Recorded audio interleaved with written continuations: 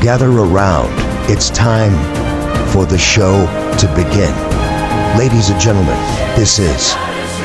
Hey everyone, my name is Jason. Hi friends, it's Desiree Josen. All right, there were so many matches this year that were just too much. So this won't be a shocker because we've had a handful of really awesome matches that we just can't stop talking about. How many times have these guys fought? Like it's been quite a bit. I've been saying this all year. They're just so great to watch. We saw the heel turn coming, and then when it happened, nice and bloody, both dramatic and beautiful. You are now entering the ring with Shoots and Ladders podcast.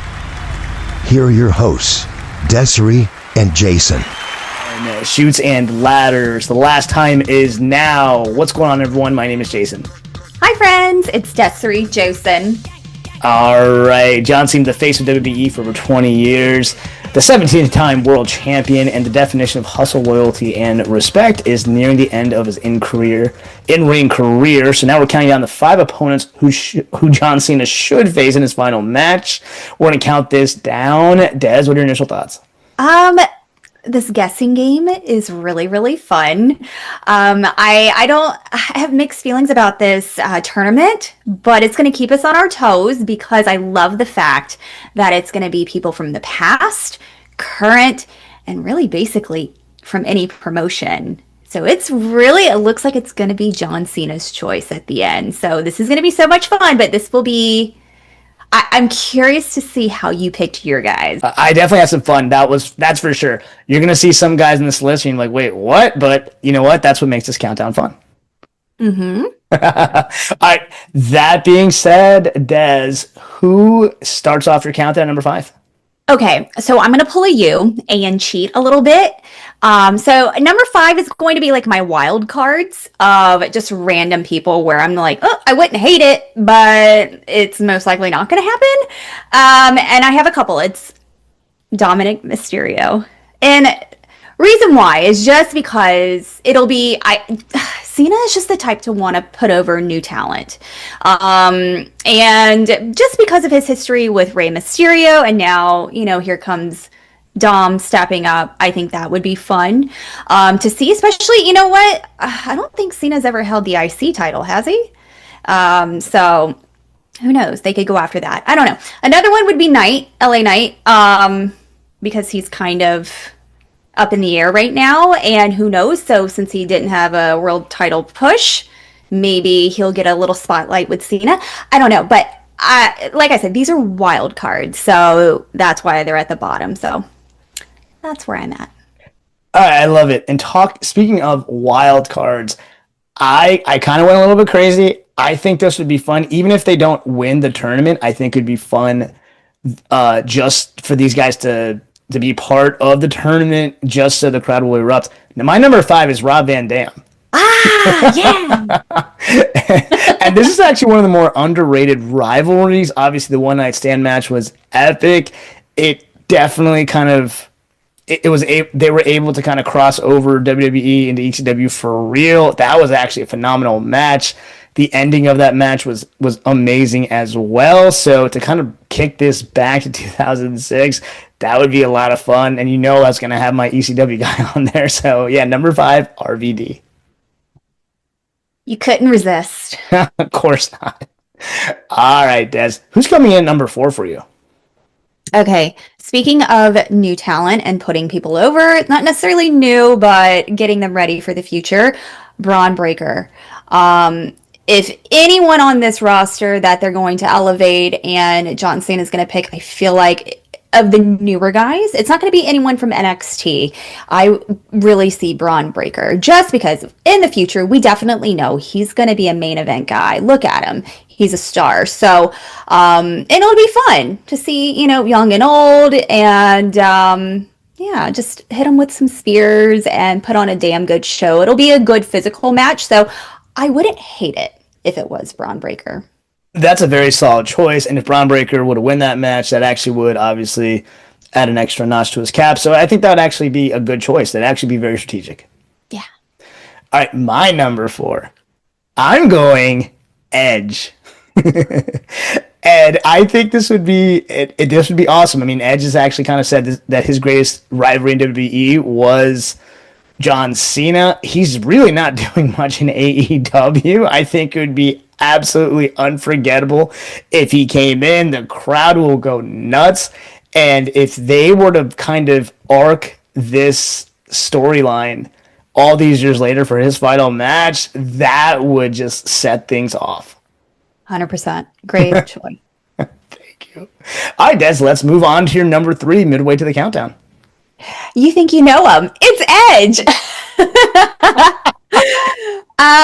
It's just because we've been hearing the whispers and the rumors, and he even hinted, Cena hinted it may not even be somebody currently with WWE or in that umbrella. But come to find out, I believe Edge's contract, or Adam Copeland's contract, does come to an end around this time. So this might be perfect timing for him to come back. Who knows? But like you said, I think it was one of their best rivalries together.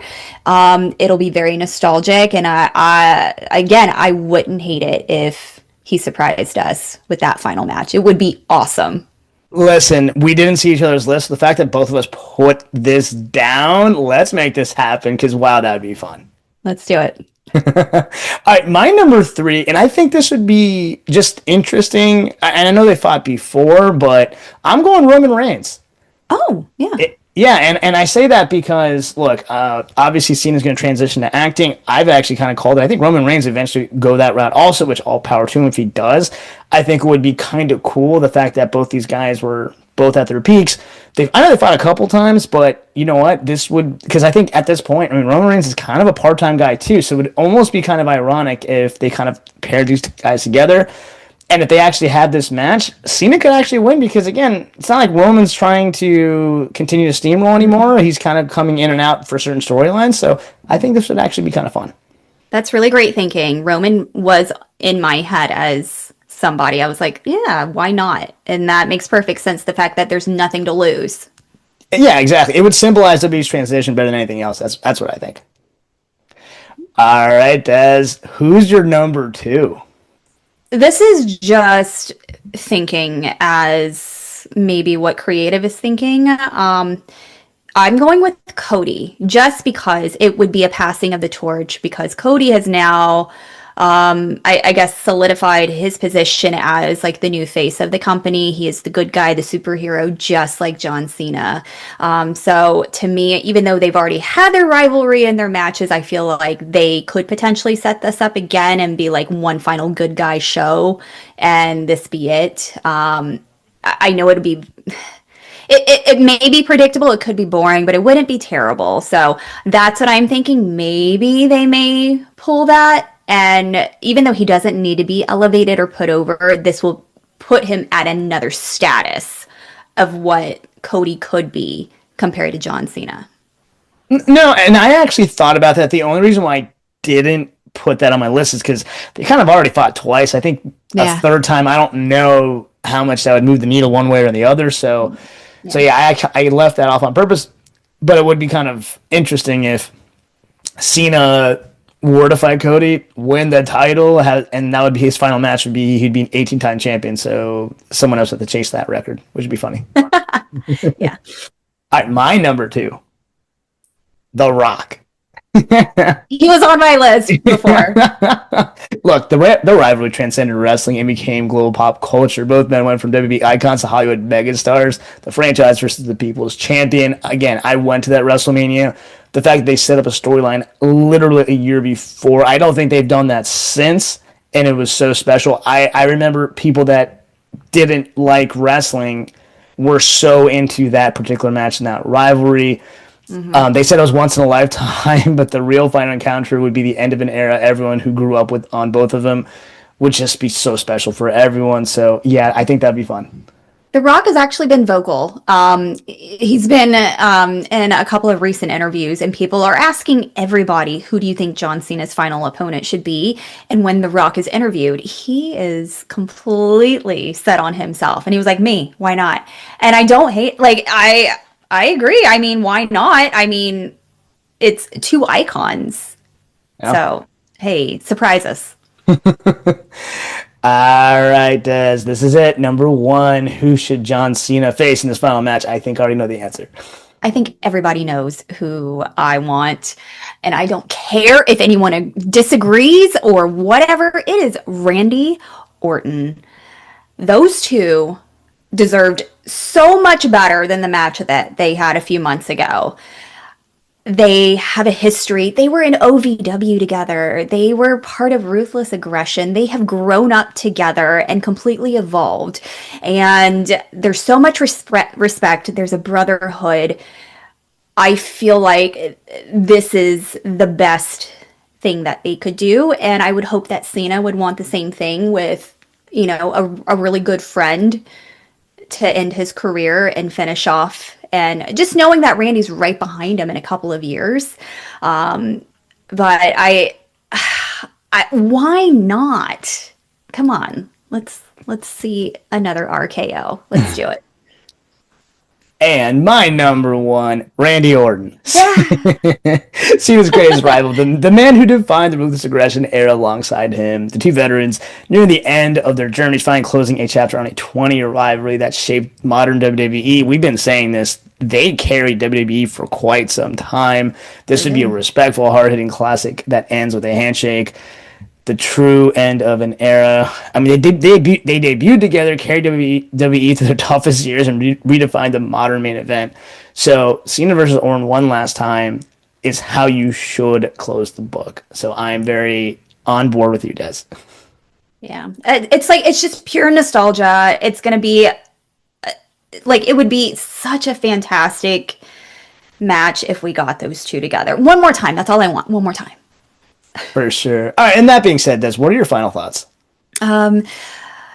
It's I think it's hitting me now where we are coming to Cena's last Raw. And then we only have him two more times after this. So it's we're getting to it. So like I said, this tournament is going to be really interesting how everything is going to turn out. I really hope it turns out really well because he deserves a lot to end with a bang. So, yeah, but I'm curious to see what other people, who they want. Yeah, absolutely. Look, and we kind of just said, please don't let it be Gunther. Please let it be someone that actually has some real history. We understand putting someone over, but it's more important to go the nostalgic route, in my humble opinion. Actually, in both of our humble opinions. I will riot if it's Gunther. Respectfully, there's nothing wrong with Gunther, but it's already been done. It's already been drawn out. And I think they're trying to make Gunther the one who retires the legends, because look at what he did with Goldberg. They may want to carry on with Cena and then maybe potentially Brock. It's not Gunther, please. Yeah. I ditto that. All right. That actually wraps up this episode. What is your countdown? Who should John Cena face?